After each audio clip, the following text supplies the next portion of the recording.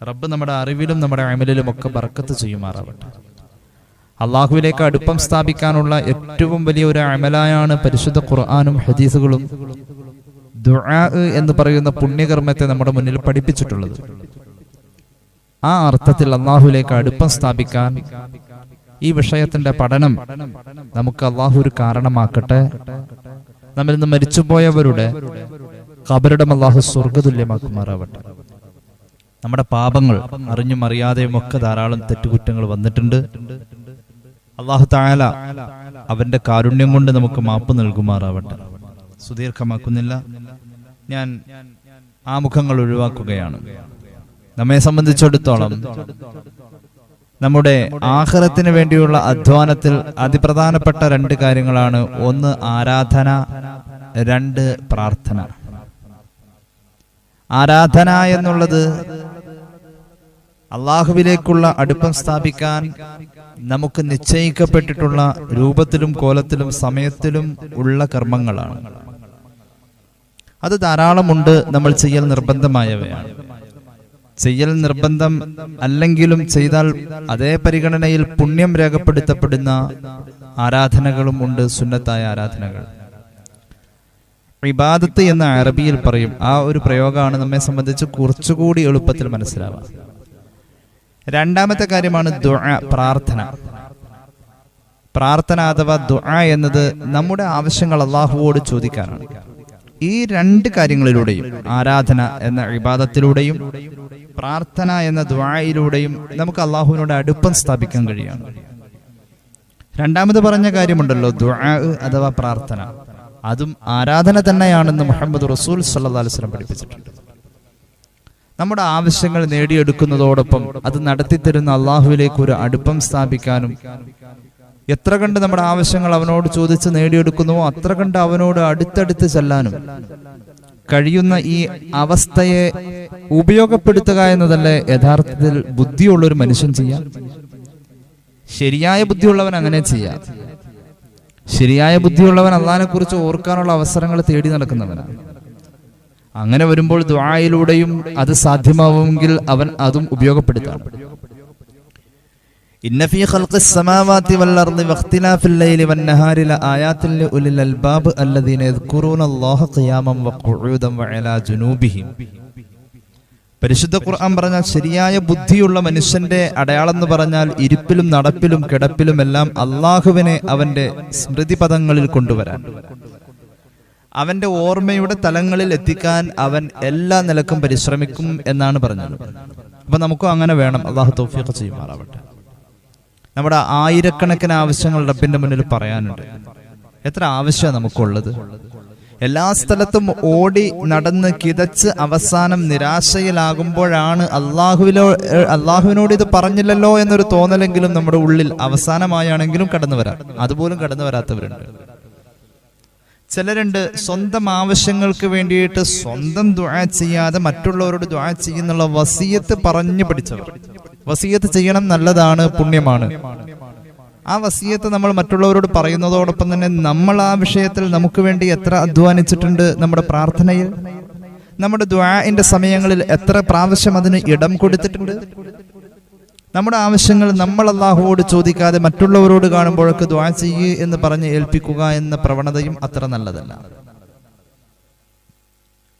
ഒരു വിഭാഗം ആളുകൾ ദുആ ചെയ്യാൻ വേണ്ടിയിട്ട് മാത്രം അല്ലാഹു പടച്ചു വിട്ടിട്ടില്ല. എല്ലാവർക്കും അല്ലാഹുവിനോട് ചോദിക്കാം. യസ്അലുഹു മാ ഫിസ് സമാവാതി വൽ അർളി കുല്ല യൗമിൻ ഹുവ ഫീ ശഅൻ എന്നാണ് ഖുർആൻ പറഞ്ഞത്. ഓരോ നിമിഷവും അല്ലാഹുവോട് ഓരോരുത്തരും ഇങ്ങനെ ചോദിച്ചുകൊണ്ടിരിക്കുക. ആകാശത്തിലും ഭൂമിയിലുള്ള സർവർക്കും ചോദിക്കാൻ അവകാശമുണ്ടെന്നാണ്. സർവരും ചോദിച്ചേ പറ്റൂ, അല്ലെങ്കിൽ ചോദിക്കുന്നുണ്ട് എന്നാണ് ഈ ആയത്ത് നമ്മുടെ മുന്നിൽ വിഭാവനം ചെയ്യുന്നത്. അപ്പൊ നമ്മൾ എല്ലാവരും ചോദിക്കണം, അള്ളാഹുവോട് ചോദിച്ചുകൊണ്ടിരിക്കുന്നു. ഇപ്പൊ ഇന്ന് നേരം പുലർന്നിട്ട് ഇത്രയും നേരമായിട്ട് നമ്മൾ എത്ര കാര്യം അള്ളാഹുവിനോട് ചോദിച്ചിട്ടുണ്ട്? നേരെ മറിച്ച് പരിസരങ്ങളിലുള്ളവരോട് ഒരു ആശ്രയം എന്നോണം നമ്മൾ എത്ര കാര്യങ്ങൾ ആവശ്യപ്പെട്ടിട്ടുണ്ട്? മകനെ ആ ഫാൻ ഒന്ന് സ്വിച്ച് ഓൺ ചെയ്യ്, മകളെ അത് നീ ഒന്ന് എടുക്ക്, ഭാര്യയോടാണെങ്കിൽ അത് ചെയ്യ്, ഇത് ചെയ്യ്, അങ്ങനെ നമ്മൾ ഓരോരുത്തരോടും ആവശ്യപ്പെട്ടിട്ടുണ്ട്. എനിക്ക് ഇന്നത് ചെയ്തു തരൂ എന്ന് എല്ലാ കാര്യങ്ങളെയും നിഷ്പ്രയാസം ചെയ്തു തരാനും ആവശ്യപ്പെടുന്തോറും അത് ഇഷ്ടം കൂടുതൽ കിട്ടാൻ കാരണവുമാകുന്ന ഒരേ ഒരു ഇടം അള്ളാഹു മാത്രമാണ്. ആ റബ്ബിനോട് എന്താ നമ്മൾ ഇത്രയും നേരം ആയിട്ട് എന്ത് കാര്യം ആവശ്യപ്പെട്ടത്? ഒരു കാര്യവും ആവശ്യപ്പെട്ടിട്ടുണ്ടാവില്ല. നമുക്ക് സുപരിചിതമായ ചില അറബി പദങ്ങൾ കൊണ്ട് ചിലപ്പോൾ സുബഹി നിസ്കരിച്ചിട്ട് കുറച്ച് ദുആ നമ്മൾ ചൊല്ലിയിട്ടുണ്ടാവും. അത് റബ്ബിനോട് ആവശ്യപ്പെടലാണ് എന്ന അർത്ഥത്തിലായിക്കൊള്ളണമെന്നില്ല. അല്ലെങ്കിൽ ഒരു ഇബാദത്തിനോട് അനുബന്ധമായി വരുന്ന മറ്റൊരു ഇബാദത്ത് എന്ന പരിഗണനയിൽ മാത്രം. ഇതെല്ലാവരും അടച്ചാക്ഷേപിച്ച് പറയലല്ല, പൊതുവെ ഉള്ള ജീവിത ക്രമീകരണങ്ങളിൽ നാം കാണുന്ന അബദ്ധങ്ങളെ സൂചിപ്പിച്ചതാണ്. എന്നാൽ അള്ളാഹുലേക്ക് നമുക്ക് അടുക്കണ്ടേ? നമ്മുടെ കയ്യിൽ നമ്മുടെ പ്രതിസന്ധികളെ അരിഞ്ഞു വീഴ്ത്താൻ ഒരു ആയുധം അള്ളാഹു തന്നിട്ടുണ്ട് ഈ ഭൂമിയിൽ. നമ്മുടെ ജീവിതം പ്രതിസന്ധികളിലൂടെയാണ്. കാരണം ഇത് ദുനിയാവാണ്. ദുനിയാവിന്റെ ജീവിതത്തിന്റെ പ്രതിസന്ധികളെ അരിഞ്ഞു വീഴ്ത്താൻ നമ്മുടെ കയ്യിൽ അള്ളാഹു തന്നിരിക്കുന്ന ആയുധം അത് ദുആയാണെന്ന് മുഹമ്മദ് റസൂൽ സല്ലല്ലാഹു അലൈഹി വസല്ലം. നമ്മുടെ ദീനീ വ്യവസ്ഥയും നമ്മുടെ ദീനീ ചൈതന്യവും തകർന്ന് താഴെ വീഴാതെ താങ്ങി നിർത്താൻ ദീനിന്റെ തൂണായി അള്ളാഹു നൽകിയത് അതും ദുആയാണെന്ന് മുഹമ്മദ് റസൂൽ സല്ലല്ലാഹു അലൈഹി വസല്ലം. ആകാശത്തിലും ഭൂമിയിലും അടിസ്ഥാനപരമായി ഉണ്ടാവേണ്ട അവസ്ഥ ഇരുട്ട് നിറഞ്ഞ അവസ്ഥയാണ്. പക്ഷേ ആകാശത്തിലും ഭൂമിയിലുമുള്ള സർവരും അള്ളാഹുവിനോട് ചോദിക്കുന്നുണ്ടല്ലോ, യസ്അലുഹു മൻ ഫിസ് സമാവാതി വൽ അർദി കുല്ല യൗമിൻ. ഓരോ നിമിഷവും ചോദിച്ചുകൊണ്ടിരിക്കുക. കുല്ല യൗം ഐ കുല്ല ലഹ്ള എന്നാണ് അതിന്റെ അർത്ഥം. ഓരോ നിമിഷാർത്ഥങ്ങളിലും അള്ളാഹുവോട് ചോദിച്ചുകൊണ്ടേയിരിക്കുകയാണ് ആകാശത്തിലും ഭൂമിയിലുമുള്ള എല്ലാവരും. അങ്ങനെ വരുമ്പോൾ ചോദ്യങ്ങൾ ഇവിടെ നിലയ്ക്കുന്നില്ല. ആകാശത്തിലും ഭൂമിയിലുമുള്ളവരിങ്ങനെ ചോദിച്ചുകൊണ്ടേയിരിക്കുകയാണ്. നിലയ്ക്കാത്ത ഒരു പ്രവാഹമായി റബ്ബിനോടുള്ള ചോദ്യങ്ങൾ ആകാശത്തിലും ഭൂമിയിലും ഇങ്ങനെ നടക്കുന്നുണ്ടെങ്കിൽ മുഹമ്മദ് റസൂൽ സല്ലല്ലാഹു അലൈഹി വസല്ലം പഠിപ്പിച്ചു, റബ്ബിനോടുള്ള ആ ചോദിക്കൽ അത് ആകാശത്തിന്റെയും ഭൂമിയുടെയും വെളിച്ചമാണെന്ന് മുഹമ്മദ് റസൂൽ സല്ലല്ലാഹു അലൈഹി വസല്ലം. ഇമാം ഹാക്കിമിന്റെ മുസ്തദ്രക്കിൽ നമ്മൾ ഈ പറഞ്ഞ ആശയത്തിന്റെ വാക്കുകൾ വായിച്ചെടുക്കാൻ കഴിയും. عن أبي هريرة عن علي رضي الله عنه أنه قال قال رسول الله صلى الله عليه وسلم الدعاء سلاح المؤمن وعماد الدين ونور السماوات والأرض. തീർച്ചയായും ഹബീബ് പഠിപ്പിക്കുകയാണ്, ദുആ എന്ന് പറഞ്ഞാൽ അത് സത്യവിശ്വാസിയുടെ ആയുധമാണ്. മുന്നിൽ വരുന്ന പ്രതിസന്ധികളെ അരിഞ്ഞു വീഴ്ത്താൻ അല്ലാഹു കൊടുത്ത ആയുധം. ദുആ എന്ന് പറഞ്ഞാൽ ദീനിന്റെ തൂണാണ്. ദുആ എന്ന് പറഞ്ഞാൽ ഇരുട്ട് നിറഞ്ഞ ആകാശത്തിന്റെയും ഭൂമിയുടെയും അവസ്ഥാന്തരങ്ങളിലെ പ്രകാശമാണെന്ന് മുഹമ്മദ് മുസ്തഫ സല്ലല്ലാഹു അലൈഹി വസല്ലം. നമ്മുടെ ജീവിതത്തിൽ ഇതിനൊരു ബന്ധം വേണ്ടേ? നമ്മുടെ ജീവിതത്തിൽ ഇതിനോടൊരു ബന്ധം വേണ്ടേ? റബ്ബിനോട് നമുക്ക് അടുക്കണ്ടേ? ദുആ ചെയ്താൽ മതി, നമ്മുടെ കാര്യം നേടലുമായി. രണ്ട് കാര്യമുണ്ട് അതിൽ. റബ്ബിനോട് അടുക്കുക എന്ന ആ വലിയ ദൗത്യം പൂർത്തീകരിക്കാൻ നമുക്ക് കഴിയും. അതോടൊപ്പം തന്നെ നമ്മുടെ ആവശ്യങ്ങളും നേടിയെടുക്കാൻ കഴിയും. അപ്പൊ എങ്ങനെയാണ് റബ്ബിനോട് ആവശ്യങ്ങൾ ഉന്നയിക്കുക എന്നതിന്റെ ഒരു ബാലപാഠം ഇതേക്കുറിച്ച് നമുക്കുണ്ടായിരിക്കണം എന്ന് മാത്രമാണ് ഇതേക്കുറിച്ച് അടിസ്ഥാനപരമായി നമ്മൾ അറിയേണ്ടത്. അൻ അബീ ഹുറൈറ റളിയല്ലാഹു അൻഹു قال رسول الله صلى الله عليه وسلم يقول الله عز وجل أنا عند ظن عبدي بي وأنا معه حين يذكرني إن ذكرني في نفسه ذكرته في نفسي وإن ذكرني في ملأ ذكرته في ملأ هم خير منهم. അള്ളാഹുവിന്റെ രീതികളെ റസൂൽ പഠിപ്പിക്കുകയാണ്. ഇമാം ബുഖാരിയും മുസ്ലിമും ഈ ഹദീസ് ഉദ്ധരിച്ചിട്ടുണ്ട്. അള്ളാഹു പറയുന്നതായ ഒരു ഖുദ്സിയായ ഹദീസ്. എന്തിനാ നമ്മൾ ദുആ ചെയ്യാ? അള്ളാഹനെ ഓർക്കാൻ വേണ്ടിയിട്ടല്ലേ? അള്ളാഹനെ ഓർക്കാനാ ദുആ ചെയ്യാ. യഥാർത്ഥത്തിൽ ദുആഇന്റെ അടിസ്ഥാനം അള്ളാഹുവിനെ ഓർക്കലാണ്.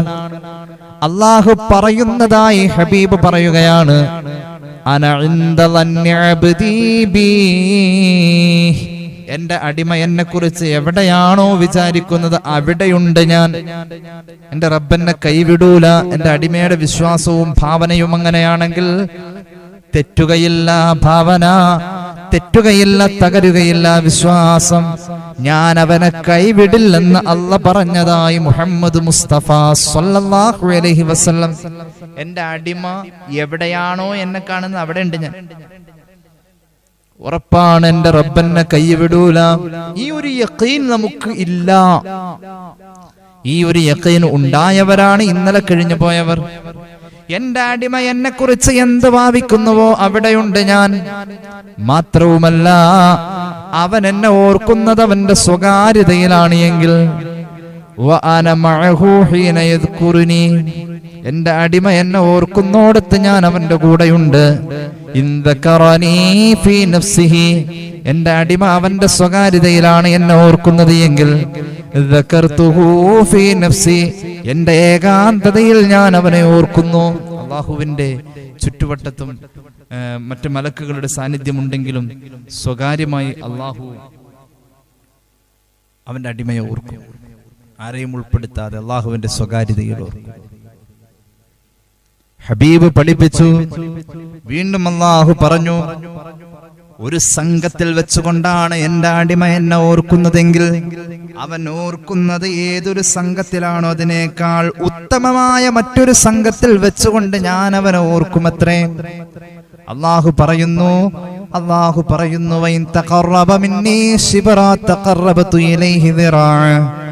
എന്നെ ഓർക്കുക വഴി അവൻ എന്നോട് അടുപ്പം സ്ഥാപിക്കല്ലേ, അനുരാഗം എന്നോട് തോന്നുകയല്ലേ. അള്ളാഹുവിനോട് അനുരാഗം തോന്നണമല്ലോ. വല്ലദീനാമനു അശദ്ദു ഹുബ്ബൻ ലില്ലാഹ് എന്നല്ലേ, റബ്ബിനോടൊരു സ്നേഹം. എന്റെ റബ്ബേ എന്ന് വിളിക്കുമ്പോൾ എന്റെ ഉണ്ടല്ലോ, അതൊരു വല്ലാത്തൊരു വിളിയാ. എന്റെ മോനെ, എന്റെ മോളെ, എന്റെ ഉമ്മ, എന്റെ പെണ്ണെ, എന്റെ ഭർത്താവ്, എന്റെ ഉണ്ടല്ലോ. എന്റെ എന്നതിനേക്കാളും വലിയൊരു എന്റെ ആണ് എന്റെ റബ്ബേ. അങ്ങനെ ആവണമെന്നാ. വല്ലദീനാമനു അശദ്ദു ഹുബ്ബൻ ലില്ലാഹ്, ഈമാനുള്ളവരുടെ ഏറ്റവും വലിയ എന്റെ അത് അള്ളയാണെന്നാ. അപ്പൊ അള്ളാഹുവിലേക്ക് അടുക്കാണ് ദുആയിലൂടെ എന്റെ സ്ഥാപിക്കാൻ വേണ്ടിയിട്ട്. അള്ളാഹു പറയുന്നു, എന്നോട് എന്റെ അടിമ അടുത്തത് ഒരു ചാൺ ആണ് എങ്കിൽ ഞാൻ അവനോട് അടുക്കുന്നത് ഒരു മുഴമാണ്. എന്റെ അടിമ എന്നോട് അടുക്കുന്നത് ഒരു മുഴമാണ് എങ്കിൽ തഖറബതു മിൻഹു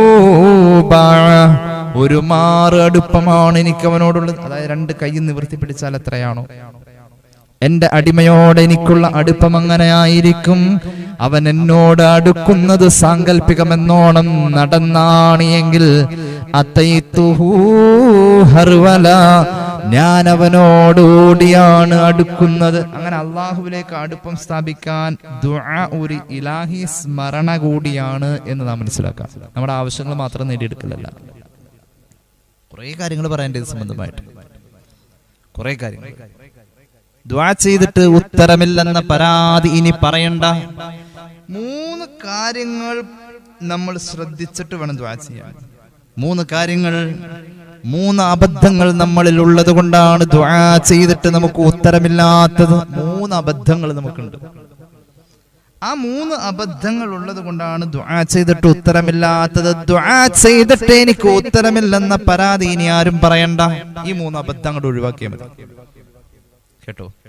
ഒന്നാമത്തേത്, നമ്മൾ ചോദിക്കുന്ന കാര്യം ഒന്ന് ശരിക്കും ആലോചിച്ച് നോക്കിയാൽ അതൊരു പാപകരമായ കാര്യമായിരിക്കും. പടച്ചോനെ, അവനെ നീ പാഠം പഠിപ്പിക്കണം, അവനെ നീ ഇടങ്ങേറ് കൊടുക്കണം.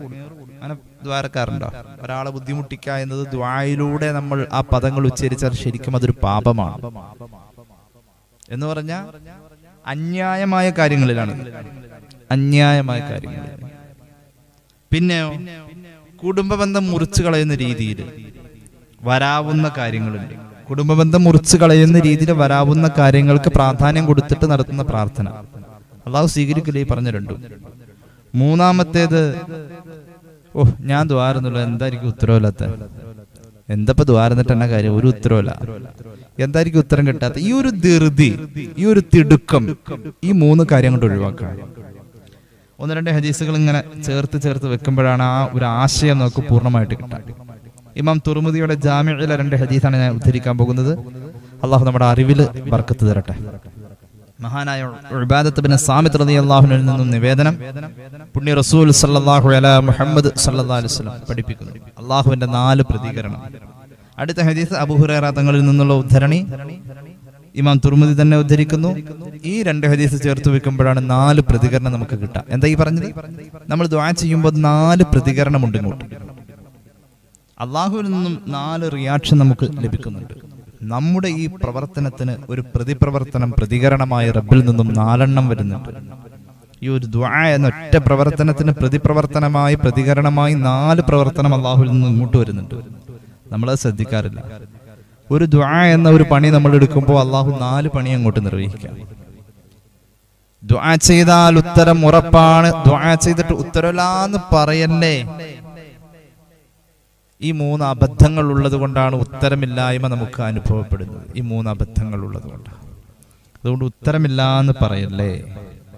ഹബീബായ നബി കരീം സല്ലല്ലാഹു അലൈഹി വസല്ലമ തങ്ങൾ വളരെ വ്യക്തമായി നമ്മുടെ മുന്നിൽ നമ്മുടെ ജീവിതത്തിന്റെ ഈ തെറ്റിദ്ധാരണയെ തിരുത്തി തരുന്നത് നമുക്ക് കാണാൻ കഴിയും. അല്ലാഹു തൗഫീഖ് ചെയ്ത് അനുഗ്രഹിക്കുമാറാവട്ടെ.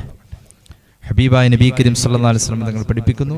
ഇമാം തുർമുദിയുടെ ജാമിഉലുണ്ട് ഹദീസ്, മാ അലൽ അർളി മുസ്ലിമുൻ യദഉ അല്ലാഹ ബിദഅവത്തിൻ ഇല്ലാ തഅല്ലാഹു ഇയ്യാഹാ ഔ സറഫ അൻഹു മിനസ്സൂഇ മിസ്ലഹാ. ഒരു മുഅ്മിനായ അടിമ അല്ലാഹുവോട് ദുആ ചെയ്യുമ്പോൾ അല്ലാഹുവിന്റെ പ്രതികരണത്തിൽ ഒന്നാമത്തേത് കേട്ടോ, അല്ലാഹു ഉത്തരം ചെയ്യും. ഒന്നാമത്തെ പ്രതികരണം ചോദിച്ച കാര്യം അല്ലാഹു അങ്ങോട്ട് നടത്തി കൊടുക്കും. അതാണ് ഒന്നാമത്തെ പ്രതികരണം. ഒന്നാമത്തെ പ്രതികരണം അതാണ്. രണ്ടാമത്തെ പ്രതികരണം ചോദിച്ചതിന് തുല്യമായ ഒരു ഇടങ്ങേറ് അവന്റെ വരും ജീവിതത്തിൽ നിന്നും അല്ലാഹു എടുത്തു മാറ്റും. രണ്ടാമത്തെ പ്രതികരണം അതാണ്. ഔ സറഫ അൻഹു മിനസ്സൂഇ മിസ്ലഹാ. അവൻ ചോദിച്ചതിന് തുല്യമായി എത്ര ചോദിക്കുന്നുവോ അത്രയ്ക്കും ചോദ്യത്തിന്റെ വലിപ്പം അനുസരിച്ചായിരിക്കും ദുരന്തത്തിൽ നിന്നും അല്ലാഹു സംരക്ഷണം കൊടുക്കാം. ഒരുപാട് ചോദിച്ചപ്പോ നമ്മൾ പറയാറുണ്ട് പലപ്പോഴും, കണ്ണിൽ കൊള്ളേണ്ടത് പുരുകത്ത് കൊണ്ടു എന്ന് പറയും. പുരുകം കണ്ണിൽ കൊള്ളേണ്ടത് പുരുകത്തിൽ കൊണ്ടു.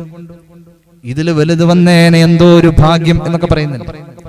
അത് ഇങ്ങനെയാണ്. നമ്മൾ ചോദിച്ചത് PSCയുടെ ടെസ്റ്റിൽ 1ാം റാങ്ക് ആയിരിക്കും. നമ്മൾ ചോദിച്ചത് നിലവിലെ സാലറിയിൽ ഒരു പുരോഗമനമായിരിക്കും, പുരോഗതിയായിരിക്കും. അല്ലാഹു തന്നതോ തൊട്ടടുത്ത ദിവസം നടന്ന അപകടത്തിൽ സാരമായ പരിക്കിൽ നിന്നും നിസ്സാരമായ പരിക്കിലേക്ക് നമ്മളെ അല്ലാഹു സംരക്ഷിച്ചു നിർത്തി. 2 പ്രതികരണമായില്ലേ?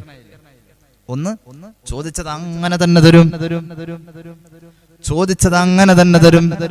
രണ്ടാമത്തേത് ചോദിച്ചത് കൊടുക്കൂല, പക്ഷേ ചോദിച്ചതിന് തുല്യമായ ദുരന്തങ്ങൾ അല്ലാഹു തടഞ്ഞു നിർത്തും.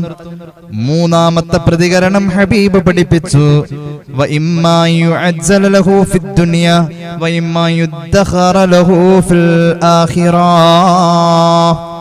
ആഖിറത്തിലേക്ക് അല്ലാഹു ഇതിനെ മാറ്റിവെക്കും. ആഖിറത്തിലേക്ക് മാറ്റിവെക്കും. അപ്പൊ എങ്ങനെയാ? ആഖിറത്തിൽ ചൊല്ലുമ്പോൾ ഇവിടെ ദുആ ചെയ്തതൊക്കെ ആ പള്ളിയിൽ ഇരുന്നിട്ട് നിസ്കാരം കഴിഞ്ഞിട്ട് ഇങ്ങനെ കൂഞ്ഞുകൂടി ഇരുന്ന് പടച്ചവനോട് കരഞ്ഞു പറഞ്ഞതിനൊന്നും ഉത്തരം കണ്ടിട്ടില്ലല്ലോ. ഇവിടെ തുല്യമായ ദുരന്തങ്ങളും നീങ്ങിയതായിട്ട് ബോധ്യപ്പെട്ടിട്ടില്ല. ഇപ്പൊ മൂന്നാമത്തെ പ്രതികരണം എങ്ങനെയാ? നീ അവിടെ ഇരുന്ന് ദുആ ചെയ്ത സമയങ്ങൾക്കൊക്കെ വലിയ കൂലിയുള്ള അമലായി അല്ലാഹു അങ്ങോട്ട് നൽകും.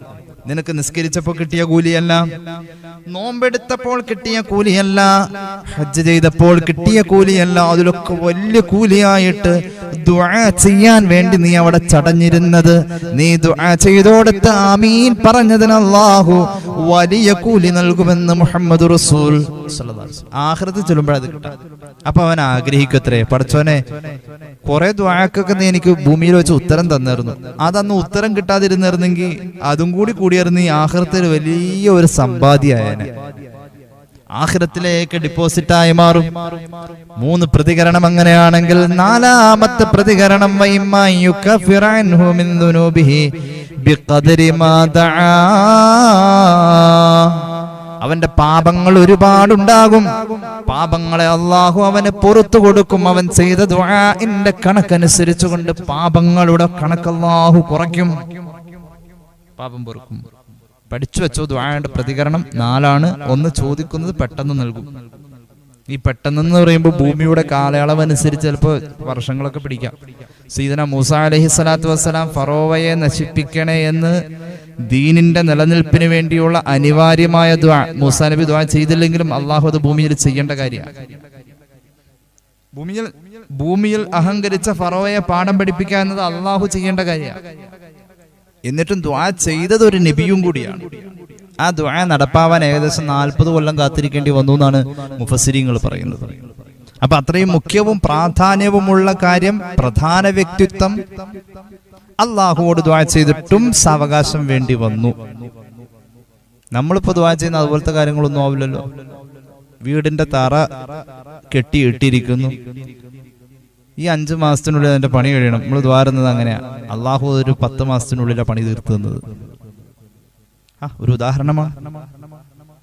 മുഖ്യവും പ്രാധാന്യവുമുള്ള കാര്യത്തിൽ പോലും പ്രാർത്ഥനയിൽ സാവകാശം കണ്ടിട്ട് അവസാനിപ്പിക്കുക. അപ്പൊ ഭൂമിയിൽ നടപ്പാവുമെന്ന് പറഞ്ഞാൽ അപ്പൊ തന്നെ നടന്നോളണമെന്നില്ല. അപ്പൊ തന്നെ നടക്കുന്നതുണ്ട്, അല്ലാത്തതുണ്ട്. ഒന്നാമത്തെ പ്രതികരണം അള്ളാഹു നിറവേറ്റി തരും എന്നുള്ളതാണ്. പെട്ടെന്നും ആവാം, ഇത്തിരി സാവകാശം ആവാം. അതിന് പല കാരണങ്ങളുണ്ട്. ഈ വർഷം കുട്ടി ഉണ്ടായില്ല, കല്യാണം കഴിഞ്ഞൊരു കൊല്ലായി കുട്ടി ഉണ്ടായില്ല, ചോദിച്ചു. അപ്പൊ ചോദിച്ചതിന്റെ പിറ്റേന്ന് ഗർഭിണി ആവാം, ആവാതിരിക്കാം. ചിലപ്പോ ഒരു 3 കൊല്ലോടും കഴിയും. ഇപ്പൊ ചോദിച്ചാൽ അപ്പോഴത്തേക്കാവുള്ളൂ. അതെല്ലാ കാര്യങ്ങളിലും അങ്ങനെയല്ലേ. അത് അള്ളാഹുവിന്റെ അടുത്ത് ബിസി ആയതുകൊണ്ടൊന്നുമല്ല, അവിടെ ഓഫീസ് വർക്ക് കറക്റ്റ് അല്ലാത്തതുകൊണ്ടല്ല. ഇവിടെ നിന്ന് നീ കൊടുക്കുന്ന അപേക്ഷയിൽ ഫില്ല് ചെയ്തത് എന്തൊക്കെയോ കുഴപ്പമുണ്ട്, അതുകൊണ്ടാണ്. അത് നന്നായി ക്ലിയറായി നീ നല്ലവനായി നീ സബ്മിറ്റ് ചെയ്യുമ്പോഴാണ് അത് അവിടെ അള്ളാഹു സ്വീകരിക്കാം. അല്ലെങ്കിൽ നിനക്ക് അത് സ്വീകരിച്ച് നടപ്പാക്കുന്നതിന് മുന്നേ വേറെന്തെങ്കിലുമൊക്കെ അവിടെ ചെയ്തു തരാൻ്റെ അള്ളാഹുവിന്. നീ ചോദിക്കാത്ത കുറെ ചെയ്തു തരാൻ്റെ. അങ്ങനെയൊക്കെയാണ് ദുആ. അപ്പൊ ഒന്നാമത് അള്ളാഹു ഇതിന് പ്രതികരണം നൽകും. രണ്ടാമത് റബ്ബ് നീ ചോദിച്ചതിന് തുല്യമായ ദുരന്തം അങ്ങോട്ട് നീക്കിക്കളയും. മൂന്നാമത് നീ ചോദിച്ചതിന് കൂലിയായ ആഖിറത്തിൽ ഒരു അമലായി ഇത് സ്ഥാപിക്കും. നാലാമത് നിന്റെ പാപങ്ങൾ അല്ലാഹു പുറത്തു തരും. ഇങ്ങനെ 4 പ്രതികരണമുണ്ട്. അതുകൊണ്ട് ദുആ ചെയ്യുന്ന സമയം നഷ്ടമല്ല മുസ്ലിമേ. മുഹമ്മദുർ റസൂൽ സ്വല്ലല്ലാഹു അലൈഹി വസല്ലം. ദുആക്ക് ഉത്തരം തടയപ്പെടുന്നത് 3 കാര്യങ്ങൾ കൊണ്ടാണ്. ഒന്ന്, നേരത്തെ പറഞ്ഞു, പാപകരമായ കാര്യം ചോദിക്കാം. 2, കുടുംബബന്ധം മുറിക്കാം. മൂന്നാമത്തെ കാര്യം നമുക്ക് കുടുംബബന്ധം മുറിക്കുന്ന കാര്യങ്ങൾ ദുആ ചെയ്യാം, പാപകരമായ കാര്യങ്ങൾ ദുആ ചെയ്യാം. ഇത് രണ്ടിനും ഉത്തരവല്ല. മൂന്നാമത്തെ കാര്യം, ഇത് രണ്ടും ഉൾപ്പെട്ട ദുആകൾക്കൊന്നും ഉത്തരവല്ല. മൂന്നാമത്തെ കാര്യം, ദുആ ചെയ്ത ശേഷം ആ ദുആ അവിടെ നിലനിൽക്കണമെങ്കിൽ, റബ്ബിന്റെ അടുക്കൽ അത് നിലനിൽക്കണമെങ്കിൽ പിന്നെ നീ മിണ്ടാതിരിക്കണം. എന്ത് പറയണം? പടച്ചോൻ സ്വീകരിക്കട്ടെ എന്ന് പറയണം. അല്ലാതെ എങ്ങനെ പറയരുത്, ഞാൻ ദുആ ചെയ്തിട്ട് എന്താ കാര്യം? ഉത്തരവല്ലല്ലോ. എന്തോരം ദ്വാരക്കാന പുസ്താദേ, എന്തോരം നിക്കിരിക്കണ്ട, എന്നിട്ട് എന്താ കാര്യം? ഒരു ഗുണം കിട്ടണില്ല. എന്താ ഞാൻ ദ്വാ ചെയ്തിട്ട് പടച്ചോൻ കേൾക്കാത്ത? ഇങ്ങനെ പറയാൻ പാടില്ല. ഞാൻ ദ്വാ ചെയ്തിട്ട് എന്താ, പള്ളിയിലെ സ്വലാത്തിൽ ദ്വാ ചെയ്തിട്ട് എന്നിട്ട് എന്താ ഉത്തരവില്ലാത്ത? അങ്ങനെ പറഞ്ഞാൽ തന്നെ നിനക്ക് വേണ്ടി അള്ളാഹു ഏറ്റെടുത്തിരിക്കുന്ന കാര്യം ക്യാൻസൽ ആവാൻ സാധ്യതയുണ്ട്. കാരണം ദുആഇന്റെ അദബിന് വിരുദ്ധമായ വർത്താനം. ദുആഇന്റെ അദബിന് വിരുദ്ധമായ വർത്തമാനമാണ്. കണ്ടോ, അല്ലാഹുവിന്റെ ഹബീബ് പഠിപ്പിക്കുന്നുണ്ട്. സ്വഹീഹ് മുസ്ലിമിന്റെ ഹദീസ്, ഹബീബായ നബി തങ്ങൾ പറയുന്നു, അൻ നബി ഹുറൈറ റളിയല്ലാഹു അൻഹു ഖാല റസൂലുള്ളാഹി സ്വല്ലല്ലാഹു അലൈഹി വസല്ലം ലാ യസാലു യുസ്തജാബു ലിൽ അബ്ദി മാ ലം യദ്ഉ ബി ഇസ്മിൻ ഔ ഖതിഅത്തി റഹിമിൻ മാ ലം യസ്തഅജിൽ. ധൃതി വെക്കാൻ പാടില്ല. എന്തേ എന്റെ ദുആ സ്വീകരിക്കാത്തത് എന്ന് പരാതി ഇങ്ങനെ പറഞ്ഞുകൊണ്ടിരിക്കാൻ പാടില്ല. ദുആ ചെയ്ത ദുആകളൊക്കെ ക്യാൻസലാവും. അപ്പോൾ ഒരു സഹാബി ചോദിച്ചു, നബിയേ ഖീല യാ റസൂലല്ലാഹ്. ഒരു സഹാബി എഴുന്നേറ്റ് നിന്നുകൊണ്ട് ചോദിച്ചു, മൽ ഇസ്തിഅജാലു നബിയേ, എന്താ ദുആ ചെയ്തിട്ട് ധൃതി വെക്ക എന്ന് പറഞ്ഞാൽ അതിനർത്ഥം എന്താ നബിയേ? അവിടുന്ന് പറഞ്ഞു, ഒരാള് ദുആ ചെയ്തു, എന്നിട്ട് അവൻ പറയാണ്, ഖദ് ദഅവതു വഖദ് ദഅവതു ഫലം അറ യസ്തജീബു ലി. ഞാൻ എന്തോരം ദുആ ചെയ്തു, ഞാൻ ഒരുപാട് ദുആ ചെയ്തു, ഞാൻ കണ്ടില്ല എനിക്ക് ആ ദുആഇന് ഉത്തരമുണ്ടായതായി. ആ ദുആഇന് ഉത്തരമുണ്ടായതായി എനിക്ക് ബോധ്യമായിട്ടില്ല. ഞാൻ ഒരുപാട് ദുആ ചെയ്തു, അതിലൊന്നും ഒരു കാര്യമില്ല, ഞാൻ ഈ ദ്വാരക്കൽ നിർത്തി. ഇങ്ങനെ പറഞ്ഞവൻ അവൻ പിന്നെ ദുആ ചെയ്യാതെയായി. പിന്നെ അവൻ ദുആ ചെയ്യൽ നിർത്തി. വലിയ വിശ്വാസമൊന്നുമില്ല. ഈ രീതിയിലേക്ക് റബ്ബിൽ നിന്നും അകലം പാലിക്കലോടുകൂടെ, മോനെ നിനക്ക് സാവകാശത്തിൽ അല്ലാഹു പരിഗണിച്ചു വെച്ച, നേരത്തെ പറഞ്ഞ 4-ൽ ഒരു പരിഗണന കിട്ടുമെന്ന് പറഞ്ഞോടത്ത് നിന്ന് നിന്റെ ദുആ അല്ലാഹു ക്യാൻസൽ ചെയ്തു. ഈ ഒരു വർത്തമാനം അല്ലാഹുവിനെ വേദനിപ്പിച്ചതാണ്. പടച്ചറബിനോട് എതിര് കാണിച്ചതാണ്. അല്ലാഹുവിനോടുള്ള നിന്റെ സ്നേഹബന്ധത്തിൽ, റബ്ബുമായുള്ള കൂട്ടിൽ നീ അത് പറയാൻ പാടില്ലാത്തായിരുന്നു. അതുകൊണ്ട് ഉത്തരവില്ല. ഞാൻ ഈ വിഷയം അവസാനിപ്പിക്കാൻ ഇൻഷാ അല്ലാഹ്. ഇതിന്റെ തുടർച്ച അടുത്ത ദിവസങ്ങളിൽ ഉണ്ടാവും. ഒരു സംഭവം കൂടി പറയാം. നമുക്കൊരു തോന്നലുണ്ട്, വലിയ വലിയ തലകെട്ടുകാരും വലിയ വലിയ ആളുകളും ഒരുപാട് നിസ്കരിക്കണവരൊക്കെ ദുആ ചെയ്താലേ ഉത്തരവുള്ളൂ. അല്ല, മനസ്സ് വേദനിക്കുന്നവൻ ആര് ദുആ ചെയ്താലും ഉത്തരവുണ്ട്. ഒരു സംഭവം പറഞ്ഞുതരാം. മനസ്സ് വേദനിക്കുന്നവൻ ആര് ദുആ ചെയ്താലും ഉത്തരവുണ്ട്. ഇന്ന ആള് മുഖേന ഒരു വേദന ഉണ്ടായ, പടച്ചോനെ അത് എനിക്ക് ചോദിക്കാൻ കഴിവില്ല, നീ ചോദിച്ചോ എന്നങ്ങോട്ട് പറഞ്ഞു കഴിഞ്ഞാൽ ആ കണ്ണീര് അള്ളാഹു കാണും. അത് ചോദിക്കുക കൂടി വേണ്ട, അവന്റെ മനസ്സിലുണ്ടായാൽ മതി. യാക്കൂബ് നബി അലൈഹി സ്വലാത്തു വസ്സലാമിന്റെ ഭാര്യ റാഹിൽ മരണപ്പെട്ടു. അപ്പൊ 2 കുട്ടികളുണ്ട്, ബിന്യാമീനുണ്ട്, യൂസുഫ് നബിയുമുണ്ട്. ബിന്യാമീൻ എന്ന് പറയുന്ന കുട്ടിക്ക് പാല് കൊടുക്കാൻ ഒരു സ്ത്രീയെ യാക്കൂബ് നബി വാടകയ്ക്ക് വിളിച്ചു, കൂലിക്ക് വിളിച്ചു. അവർക്ക് അതേ പ്രായത്തിൽ വേറൊരു കുട്ടിയുണ്ട്. അപ്പൊ നിബന്ധന ഇതാണ്, രാത്രിയിൽ എന്റെ കുട്ടിക്ക് പാല് നീ കൊടുക്കണം എന്നുള്ളതാണ്. സ്വാഭാവികമായും ഒരു പ്രവാചക കുടുംബത്തിലെ ഈ ഉത്തരവാദിത്തം ഏറ്റെടുത്ത വന്ന ആ സഹോദരി രാത്രി നബിയുടെ യാക്കൂബ് നബിയുടെ മകന് പാല് കൊടുക്കാന്ന് അങ്ങോട്ട് ഏറ്റെടുത്ത്. അപ്പൊ അള്ളാഹു ആ സ്ത്രീയുടെ കുട്ടിക്ക് രാത്രിയിൽ സുഖമായ ഉറക്കവും കൊടുത്തു. അത് സ്വാഭാവികമായും അവിടെ അങ്ങനെയാണ് സംഭവിച്ചത്. പകലിൽ യാക്കൂബ് നബിയുടെ മകന് നല്ല ഉറക്കം കിട്ടും, അപ്പോൾ മറ്റേ ആ സ്ത്രീയുടെ കുട്ടിക്ക് ഉറക്കം കുറയും. അങ്ങനെ പാല് കുടിക്കുന്നതിൽ രാവും പകലും അള്ളാഹു തന്നെ അവരിൽ ഒരു സമയ സംവിധാനം അഡ്ജസ്റ്റ് ചെയ്ത് കൊടുത്തു. ഇടയ്ക്കൊരു ദിവസം യാക്കൂബ് നബിയുടെ ശ്രദ്ധയിൽപ്പെട്ടു, യാക്കൂബ് നബിയുടെ കുട്ടിയും കരയുന്നു രാത്രി, ആ സ്ത്രീയുടെ സ്വന്തം കുട്ടിയും കരയുന്നു. പെട്ടെന്ന് യാക്കൂബ് നബിയുടെ കുഞ്ഞ് കടിച്ചു പിടിച്ചിരിക്കുന്ന അമ്മിഞ്ഞ തട്ടി മാറ്റിയിട്ട് ആ സ്ത്രീ ആ ഇരുട്ടിൽ യാക്കൂബ് നബിയുടെ മകനെ മാറ്റി കിടത്തിയിട്ട് കരയുന്ന കുട്ടിയെ പ്രശ്നമാക്കാതെ തന്റെ കുട്ടിയെ ചേർത്ത് പിടിച്ച് പാല് കൊടുക്കുന്നു. ഇത് വല്ലാത്ത വിഷമം തോന്നി. ഒന്ന് തന്റെ കുഞ്ഞ് കരയുന്നതിന്റെ വിഷമം, പിന്നെ ആ കുഞ്ഞിന് സ്വന്തമായൊരു ഉമ്മയില്ലാത്തതിന്റെ വിഷമം, പിന്നെ തന്റെ നിബന്ധനയെ അവഗണിച്ച വിഷമം. യാക്കൂബ് നബി അലൈഹി സ്വലാത്തു വസ്സലാം ചെയ്യുന്നത് തെറ്റാണെന്നറിയാം, എന്നാലും സുരക്ഷിതമായി ഈ കുട്ടിയെ മറ്റൊരിടത്ത് വളർത്താൻ വേണ്ടിയിട്ട് അടിമ കച്ചവടക്കാരിൽപ്പെട്ട ചില സുഹൃത്തുക്കളെ ഏൽപ്പിക്കാണ്. നേരം പുലർന്നപ്പോൾ ഈ സഹോദരി അറിയാതെ അവരുടെ കുട്ടിയെ ആ സഹോദരി കാണാതെ സുരക്ഷിതമായി മറ്റൊരിടത്ത് വളർത്താൻ വേണ്ടിയിട്ട് അടിമ കച്ചവടക്കാരിലെ ചില സുഹൃത്തുക്കൾക്ക് ഈ കുട്ടിയെ എടുത്തു കൊടുക്കാണ്. അവർ കൊണ്ടുപോയി സുരക്ഷിതമായി ആ കുട്ടിയെ വളർത്തി വലുതാക്കി. പിന്നീട് ഈ കുട്ടി യൂസുഫ് നബി അലൈഹി സ്വലാത്തു വസ്സലാം എന്ന് പറയുന്ന യാക്കൂബ് നബിയുടെ മറ്റേ മകന്റെ ഭരണകാലഘട്ടത്തിലെ പ്രധാന സ്ഥാനം കൊട്ടാരത്തിൽ വഹിച്ച ഒരു വലിയ ഉദ്യോഗസ്ഥനായി വരുന്നുണ്ട്. അത് വേറെ ഒരു ചരിത്രമാണ്, അങ്ങോട്ട് കിടക്കുന്നില്ല. അപ്പൊ ഈ സഹോദരി നേരം പുലർന്നപ്പോൾ അവരുടെ കുഞ്ഞിനെ കാണാത്ത വിഷമത്താൽ വല്ലാതെ അങ്ങോട്ട് കരഞ്ഞു. യാക്കൂബ് നബി അലൈഹി സ്വലാം തന്റെ കുട്ടിയുടെ സുരക്ഷിതത്വം മാത്രം ആലോചിച്ചപ്പോൾ മുന്നിൽ കണ്ടത് മുഴുവൻ ശരിയായി തോന്നി. എന്നാലും അള്ളാഹുവോട് ദുആ ചെയ്തു. ആര് ദുആ ചെയ്തു? അംബിയാക്കളുടെ പിതാവ്, ബനു ഇസ്രായേൽ എന്ന് പറയുന്ന ഇസ്രായേലി സമൂഹത്തിൽ വന്ന 10,000-കണക്കിന് നബിമാരുടെ പിതാവായ യാക്കൂബ് നബി ദുആ ചെയ്തു, പടച്ചോനെ എനിക്ക് നീ പൊറുക്കണേ അല്ലാ, ആ കുട്ടിയെ സംരക്ഷിക്കണേ, എന്നെ റബ്ബേ നീ വേദനിപ്പിക്കല്ലേ, വിഷമിപ്പിക്കല്ലേ അല്ലാ, ഞാൻ എൻ്റെ നിവൃത്തികേട് കൊണ്ട് ചെയ്ത് അങ്ങനെയൊക്കെ അങ്ങനെ മാനുഷികമായ പരിഗണനയ്ക്ക് വേണ്ടിയിട്ടുള്ള ദുആ അങ്ങനെ ചെയ്തുകൊണ്ടിരുന്നു. പെണ്ണ് ദുആ ചെയ്ത് ഒറ്റ കാര്യം, പടച്ചോനെ എൻ്റെ മോൻ എൻ്റെ അടുത്ത് നിന്ന് പോയി, അതെന്താന്ന് എനിക്കറിയില്ല, നിനക്കേ അറിയൂ, നീ അതിന് പരിഹാരം ചെയ്യണേ.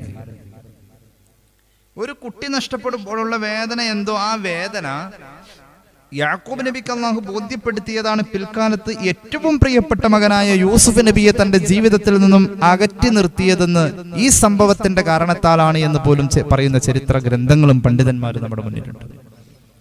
ഇവിടെ ഒരു പ്രവാചകന്റെ പ്രാർത്ഥനയെക്കാളും വേദനിച്ച ഉമ്മയുടെ കണ്ണുനീരിന് അല്ലാഹു പരിഗണന നൽകിയത് മദ്ലൂമിന്റെ ദുആഇന് ഉത്തരമുണ്ടെന്നാ പഠിപ്പിച്ചത് മുഹമ്മദ് റസൂൽ സ്വല്ലല്ലാഹു അലൈഹി വസല്ലം.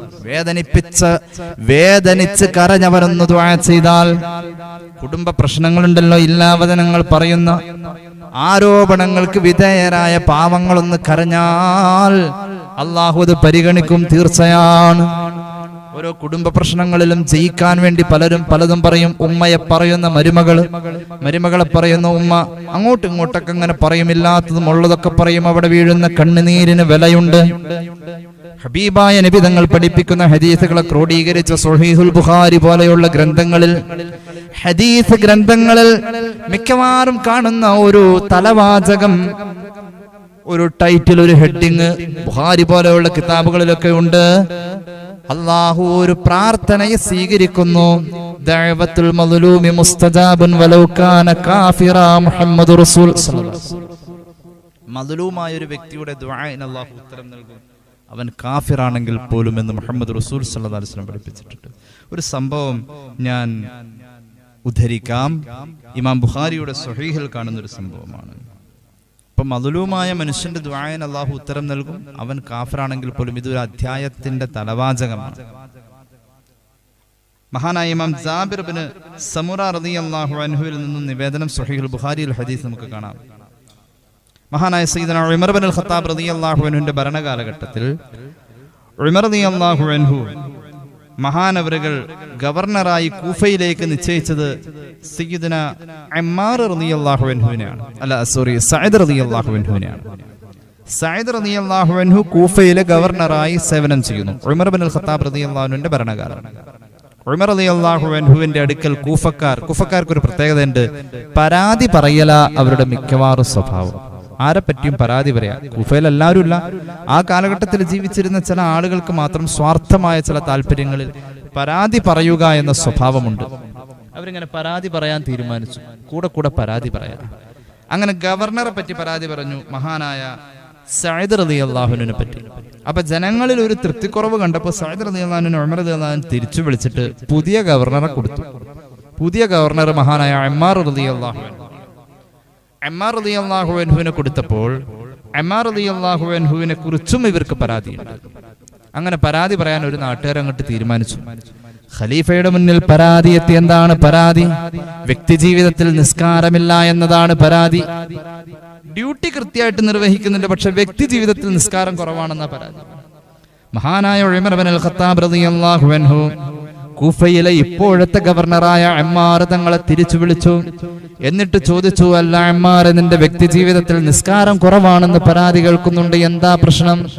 മഹാനായ അമ്മാർ റളിയല്ലാഹു അൻഹു പറഞ്ഞു ഉമർ ഇബ്നുൽ ഖത്താബിനോട്, ഫഇന്നി കുന്തു ഉസല്ലി ബിഹിം സ്വലാത്ത റസൂലുള്ളാഹി സ്വല്ലല്ലാഹു അലൈഹി വസല്ലം. ഹബീബ് നിസ്കരിച്ച പോലെ തന്നെ ഞാൻ കൂഫയിലെ ജനങ്ങൾക്ക് ഇമാമായി നിസ്കരിക്കുന്നു. നിസ്കാരത്തിന്റെ നേതൃത്വത്തിൽ ഞാനുണ്ടല്ലോ. പിന്നെ എന്റെ വ്യക്തി ജീവിതത്തിൽ നിസ്കാരമില്ലെന്നാണോ? തങ്ങളെ, ഞാൻ ഇശാ നിസ്കരിച്ചു കഴിഞ്ഞാൽ പിന്നെ സുബഹി വരെയുള്ള സമയത്ത് ഞാൻ നാലാക്കുന്നു. ആദ്യത്തെ 2 ഭാഗത്തിൽ ഞാൻ ഉറങ്ങുന്നു, പിന്നെയുള്ള 2 ഭാഗത്തിൽ ഞാൻ ഉണർന്നിരിക്കുന്നു.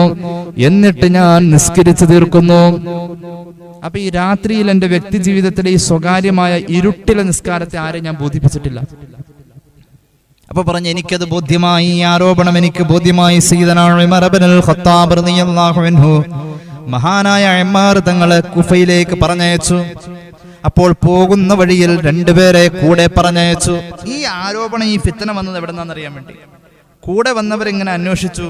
കൂടെ വന്നവർ ആ പ്രശ്നം എവിടെ നിന്ന് വന്നു എന്ന് അന്വേഷിക്കാൻ വേണ്ടിയിട്ട് അവര് പോകുന്ന വഴിയിൽ മഹാനായ അമ്മാർ തങ്ങൾ കൂടെയുണ്ട്. എന്നാലും അവർ എല്ലാവരോടും അന്വേഷിച്ചു. ഫസഅല അൻഹു അഹ്ലൽ കുഫ, എല്ലാവരോടും അന്വേഷിച്ചു. പള്ളികൾ മുഴുവനും കയറി ചെന്ന് അവിടെ ചെന്ന് അന്വേഷിച്ചു. വലം യദഉ മസ്ജിദൻ ഇല്ലാ സഅല അൻഹു വയുസ്നൂന മഅറൂഫ. എല്ലാവരോടും ചോദിച്ചു, എങ്ങനെയുണ്ട് പുതിയ ഗവർണർ? എല്ലാവരും നല്ല അഭിപ്രായം പറയുന്നത്. പള്ളികളിലും പരിസരത്തും ഒക്കെ നല്ല അഭിപ്രായം പറയുന്നത്, ആരും ഒരു മോശമായ അഭിപ്രായം പറയുന്നില്ല.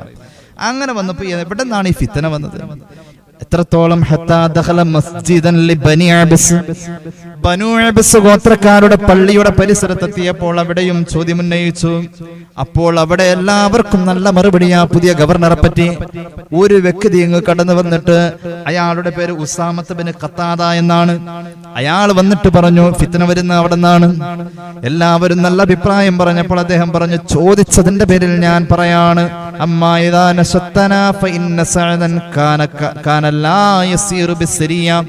അദ്ദേഹത്തെ പറ്റി പരാതി പറയാൻ തുടങ്ങി. ഈ ഒരു വ്യക്തി എന്താ പരാതി? 3 പരാതിയാ പറഞ്ഞത്. സംഘമായി ദീനിന്റെ ആവശ്യത്തിന് വേണ്ടി എല്ലാവരും ഇറങ്ങിത്തിരിക്കുന്ന യാത്രകളിൽ അമ്മാർ പങ്കുചേരാറില്ല.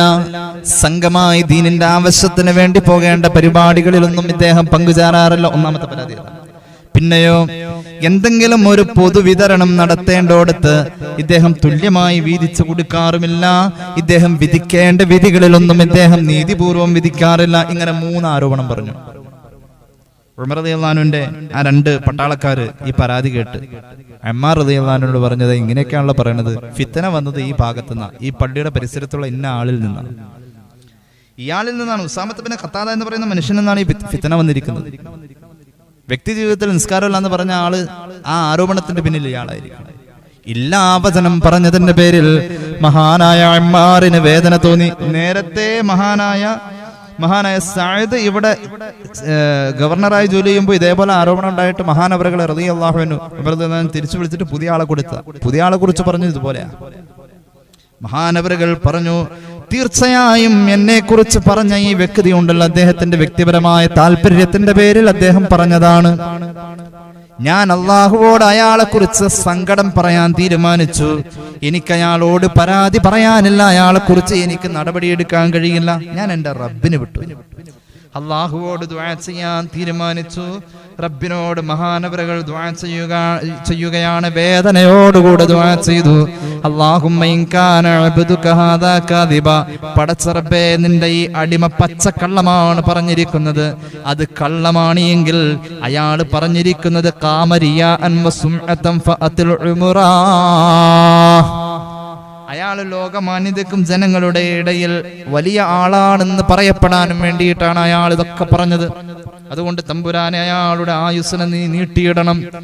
ആയുസ് നീട്ടിയിടുന്നതിന്റെ കൂടെ തന്നെ അയാൾക്ക് റബ്ബേ നീ ദാരിദ്ര്യവും കൊടുക്കണം. അതുപോലെ തന്നെ പടച്ചോനെ അയാളെ നീ ഫിത്നയിലേക്ക് വലിച്ചെറിയണം. ഇങ്ങനെ 3 കാര്യങ്ങൾ ഈ ഹദീസ് ഉദ്ധരിക്കപ്പെടുന്നോടത്ത് കാണാം. പിൽക്കാലത്ത് മഹാനായ അമ്മാർ തങ്ങളെ വേദനിപ്പിച്ച ഈ മനുഷ്യൻ ഉസാമത്ത് ബിൻ ഖത്താദയുടെ പിൽക്കാല ജീവിതത്തെ കുറിച്ച് കേട്ടോ? അയാളോട് ആരെങ്കിലും അയാളുടെ ഈ വയസ്സാം കാലത്ത് അയാൾക്ക് പ്രായം കൂടിയിട്ട് അദ്ദേഹത്തിന്റെ കണ്ണിന്റെ ഇമരോമങ്ങളൊക്കെ കണ്ണിനിങ്ങനെ അടച്ചു പിടിച്ചിരിക്കുന്നു എന്നാ പറയുന്നത്.